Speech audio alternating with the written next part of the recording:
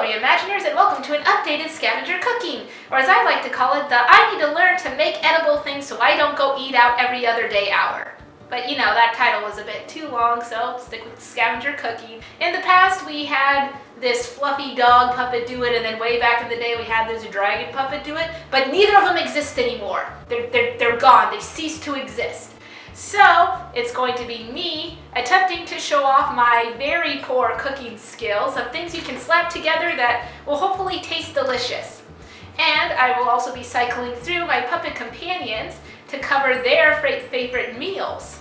So today I've got Lashing Eye Lucy, of course, because everyone seems to like you for some reason. I give off that raw chaos energy.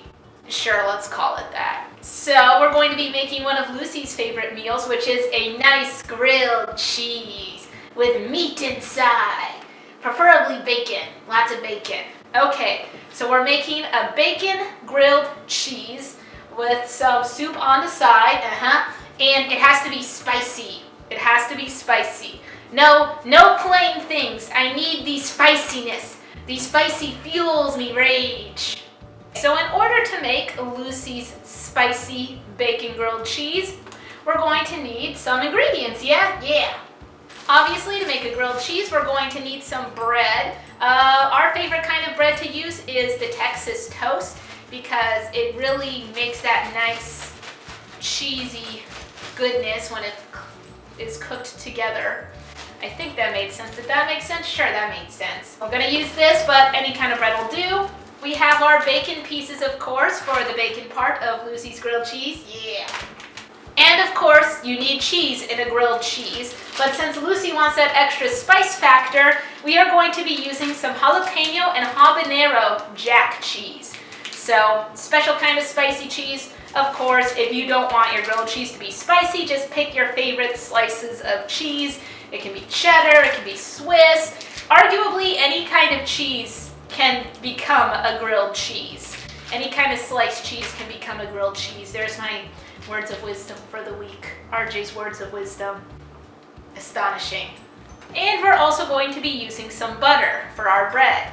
Now, those are all of the food ingredients to make this spicy grilled cheese. Now for sort of the tools we'll be using, I've got a plate here that we will put our grilled cheese on.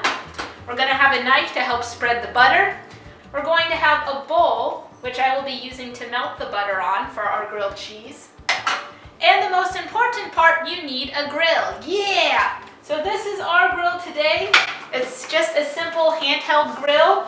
This one is specifically a Griddler compactor by Cuisinart. Trademark, copyright, trademark. And this griddle is really good for any time you want to grill something. It also works really well for breakfast foods, it's like sausages. So, as you can see, there's two different sides of the griddle, and it opens and shuts, and this turns it on and off. And what's really nice about this particular piece is that these actually pop out. So once it's all messy and you've got gooey cheese and fat and who knows what else stuck to the griddle, you can just pop it off, put it in the dishwasher, and get it clean from there. And then once it's all clean, you just pop it back into place. Really simple, really efficient. Definitely one of the top 3 cooking tools that I use to make cooking stuff. I think you meant dishes. Well, sure, but this is scavenger cooking. The point of scavenger cooking is there's nothing formal about this. There's nothing professional about this. I'm just slapping things together. So our first step is going to be to melt some butter. I'm just going to take my stick of butter here and take off a slice and pop that into my bowl. And I'm going to put this little bit of butter into our microwave behind me. Probably 30 seconds or less is what you're going to need, anywhere between 20 to 30 seconds. Make sure to keep an eye on that butter because you don't want it to completely disintegrate. You just want enough that it's all melty and able to spread on your bread. That rhymes. Spread on your bread. Spread on your bread. Spread on your bread. Our butter is completely melted now. So the next step is we are going to use 2 slices of Texas toast. And I'm going to drizzle the butter on each side of the toast for the inside of my grilled cheese. So I'm just going to pour a little bit here. And I'm going to use a knife to kind of spread it across, or attempt to spread it across. It's really soaking into the bread here. If you've got tools a little bit fancier than this, the tool I would recommend would actually be sort of like a little brush. It's kind of like a paintbrush, but it's to like spread butter and stuff onto bread. So if you have that tool, I would recommend using that. If not, you know, the knife or a spoon will kind of do the same thing. So now that we have our bread buttered, I am going to switch on my griddle and then start to put on the cheese and the bacon. I'm going to start my griddle by setting it to low just to give it a chance to heat up. And for this, I'm going to be using 2 slices of cheese and then the bacon.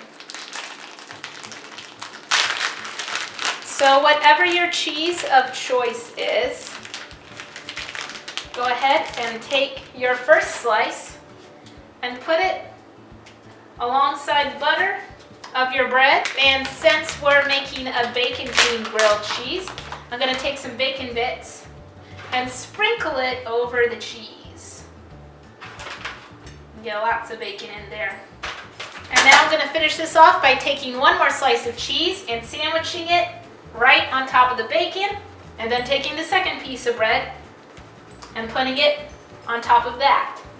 And that's going to be the contents of our grilled cheese for today. Now, if you're not a bacon or a meat person, you can put any kind of insides you want. I like to make it like a sandwich so that the cheese is also sandwiching whatever insides you put, but you can put on vegetables or other kinds of meat, whatever you like in your grilled cheese. It's kind of open range territory. It doesn't take much to make a grilled cheese, which makes our next step, and arguably the last step, is to put it on the griddle and let it cook. So grilled, so cheesy. What secrets lie underneath that cheesy, spicy goodness? I'm getting hungry. But the next thing we need is some soup for this grilled cheese, which is really simple. I'm just gonna take a can of creamy tomato and pop it in the microwave. Super simple, Lucy style, which is do whatever the least amount of cooking is. Microwave or stove, that's the way to go for me. As our grilled cheese is cooking, it is always important to use a spatula to make sure all sides are getting toasted. This side's looking pretty good.